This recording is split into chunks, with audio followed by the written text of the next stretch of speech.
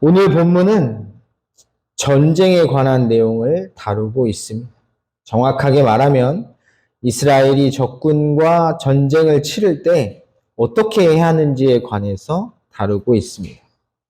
9절을 보면 이스라엘 백성들은 적군을 치러 출진할 때에 모든 악한 일을 삼가야 합니다. 네가 적군을 치러 출진할 때에 모든 악한 일을 스스로 삼갈지니. 여기서 삼가다로 번역된 단어는 지키다라는 뜻입니다. 따라서 이스라엘 백성들은 전쟁을 치를 때 악한 것으로부터 자신을 지켜야 하는 것이죠. 이어지는 구절의 내용을 볼 때 여기서 악한 것은 부정한 것을 뜻합니다. 그렇다면 이스라엘 백성들이 전쟁을 치를 때 지켜야 할 부정한 일들은 무엇일까? 본문은 크게 두 개를 언급하는데 그중 첫 번째는 남자가 정액을 배출하는 경우입니다. 너희 중에 누가 밤에 몽설함으로 부정하거든. 물론 이 경우는 여자와의 관계를 통한 배출이 아니라 계획되지 않은 우발적인 배출을 지칭합니다. 하지만 그럼에도 불구하고 그는 부정해집니다. 이는 레위기 15장 16절에서도 분명하게 나오는 내용입니다. 설정한 자는 전신을 물로 씻을 것이며 저녁까지 부정하리라. 그래서 오늘 본문에 보면 이 몽설한 자도 진영 밖으로 나가야 합니다. 진영 밖으로 나가고 진영 안에 들어오지 아니하다가 그러다가 해가 질 때까지 기다린 후 목욕을 한 후에 진영으로 복귀할 수 있습니다. 두 번째로 지켜야 할 것은 역시 배출에 관한 것인데 바로 배변입니다. 이 경우 반드시 진영 밖 정해진 장소에서 해결해야 합니다. 내 진영 밖에 변소를 마련하고 그리로 나가되 13절은 진영 밖에서 어떻게 대변을 봐야 하는지 좀 더 구체적으로 설명하고 있습니다.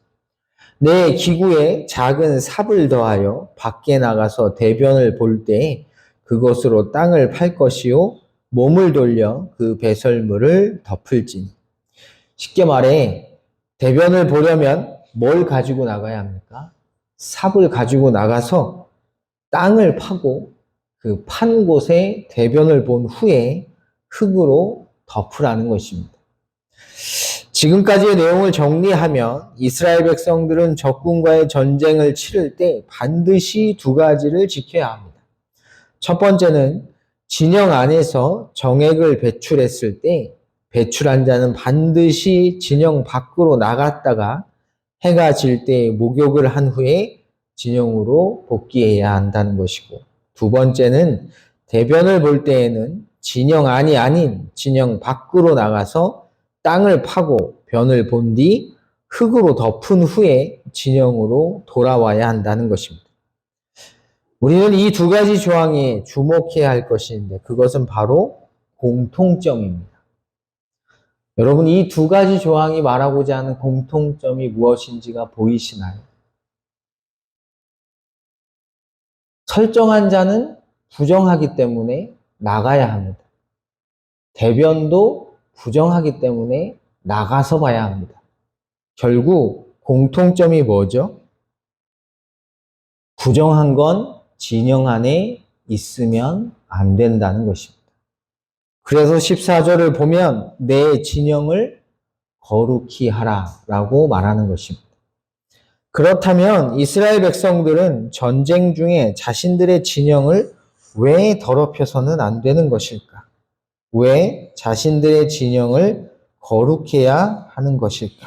그 이유는 14절에 나옵니다.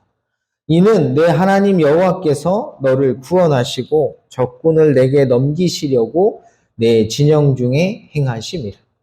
이유는 간단합니다. 하나님께서 이스라엘의 대적들과 싸워서 이스라엘을 구원하시기 위함이죠.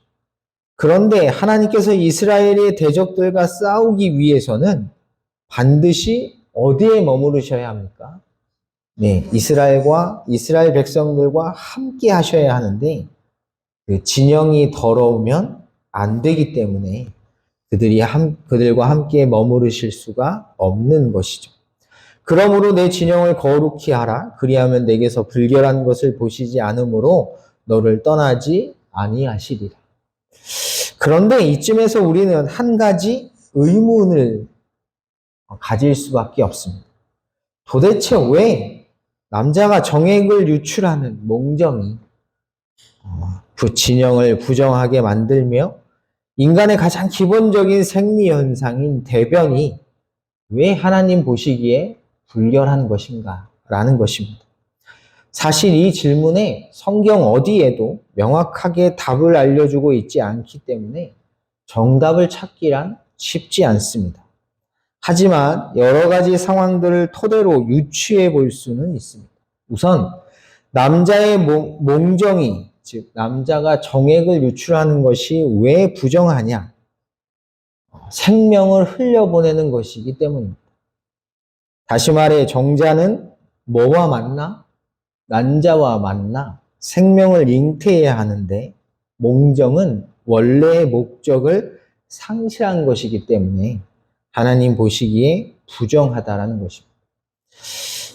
두 번째로 대변이 하나님 보시기에 정결하지 못한 이유는 대변은 부패의 결과물이기 때문입니다. 하나님께서 주신 먹을거리를 인간은 온전히 소화하지 못한 채 남은 찌꺼기로 배출되는 것이 바로 대변입니다. 따라서 본문은 타락한 인간이 배출하는 그 모든 것은 하나님 보시기에 불결하다는 것을 보여준다 할 것입니다. 여러분이 오해하시지 말 것은 구약 성경에 불결하다, 부정하다라는 것은 우리가 생각하는 위생적인 측면의 불결이 아닙니다. 구약 성경에서 말하는 부정하다, 더럽다라는 개념은 다 제의적인 것입니다. 의식적인 것이라는 것입니다. 따라서 몽정과 대변이 불결한 이유는 하나님 보시기에 그것이 정하지 않기 때문에 하나님 앞으로 나아갈 수 없는 것을 뜻하는 것이지 위생적으로나 윤리적으로 더러웠다는 뜻은 결코 아닙니다. 그리고 이러한 관점은 예수님의 가르침에 의해서 좀 더 분명하게 드러납니다. 마가복음 7장 16절을 보면 예수님께서 이렇게 말씀하시죠. 무엇이든지 밖에서 사람에게로 들어가는 것은 능히 사람을 더럽게 하지 못하되 사람 안에서 나오는 것이 사람을 더럽게 하는 것이니라. 그러면서 사람 안에서 나와서 사람을 더럽게 하는 그것이 무엇인지를 아주 구체적으로 설명해 주십니다. 속에서 곧 사람의 마음에서 나오는 것은 악한 생각, 곧 음란과 도둑질과 살인과 간음과 탐욕과 악독과 속임과 음탕과 질투와 비방과 교만과 우매함이니 이 모든 악한 것이 다 속에서 나와서 사람을 더럽게 하느니라. 결국 타락한 인간에게서 나오는 것은 그것이 눈에 보이는 것이든 눈에 보이지 않는 것이든 모두 다 뭐라는 것입니까? 더러운 것이라는 것입니다. 그래서 예레미야 17장 9절에 예레미야 선지자는 이 타락한 인간의 상태를 이렇게 묘사했습니다. 만물보다 거짓되고 심히 부패한 것이 마음이라. 누가 능히 이를 알리오마는. 우리가 주목해야 할 것은 그 다음 절입니다. 나 여호와는 심장을 살피며 폐부를 시험하고 각각 그의 행위와 그의 행실대로 보응하나니. 한마디로 하나님께서는 나의 부패한 그 마음을 어떻게 하신다는 것입니까? 언제나 어디서나 보시고 계신다는 것입니다. 겉으로 아무리 깨끗한 척, 거룩한 척 할지라도 하나님 앞에서는 결코 숨길 수가 없다는 것입니다. 그러니 우리가 할 일은 오직 하나입니다. 바로 하나님의 말씀 앞에 서는 것이죠. 히브리서 기자는 이렇게 말합니다. 하나님의 말씀은 살아있고 활력이 있어 좌우의 날선 어떤 검보다도 예리하여 혼과 영과 및 관절과 골수를 찔러 쪼개기까지 하며 또 마음의 생각과 뜻을 판단하나니 지으신 것이 하나도 그 앞에 나타나지 않음이 없고 우리의 결산을 받으실 이의 눈앞에 만물이 벌거벗은 것 같이 드러나느니라. 우리가 해야 할 일은 거룩한 하나님의 말씀 앞에 서서 그 말씀으로 나를 비춰보는 것입니다. 그리하여 더럽고 부정한 것을 잘라내고 깨끗하게 씻어내는 것이죠. 우리가 그렇게 할 때 하나님께서는 우리와 함께 하실 것입니다. 그러므로 내 진영을 거룩히 하라. 그리하면 내게서 불결한 것을 보시지 않으므로 너를 떠나지 아니하시리라.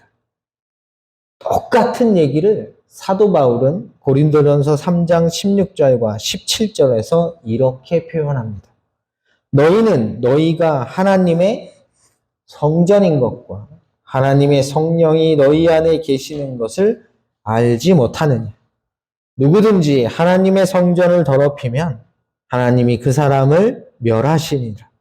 하나님의 성전은 거룩하니 너희도 그러하니라.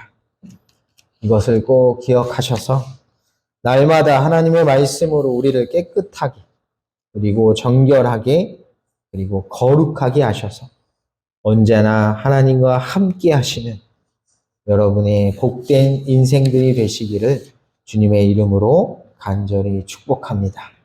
기도하겠습니다.